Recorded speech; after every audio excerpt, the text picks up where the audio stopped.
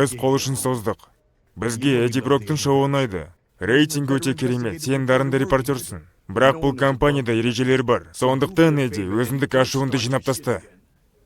Жарайды, түсіндім. Мен үшін. Жарайды, мен келістім. Джек бұл жұмысты неге маған берген түсінбеймін. Мен ондайдан жоқпын ғой. Маған анам үнемі бұл өмірде бағалы нәрсеге құнын төлеп сабырмен көп еңбек етіп қана жетесің дейді. Бұл сен. Олай емес. Бәрі сен туралы. Жоқ. Бірақ мен жақсы күйеу боламын. Біле білсең. Маған да анам айтқан. Сен ертең тіл алғыш боласың ба? Жоқ.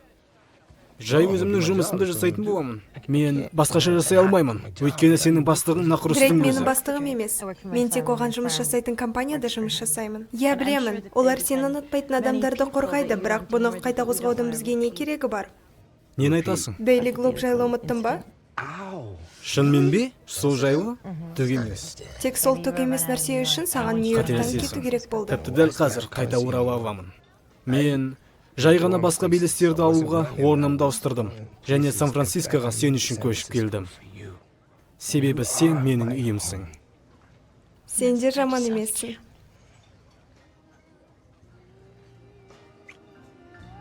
Мүмкін іске көшерміз. Онда бұл жерден кеттік.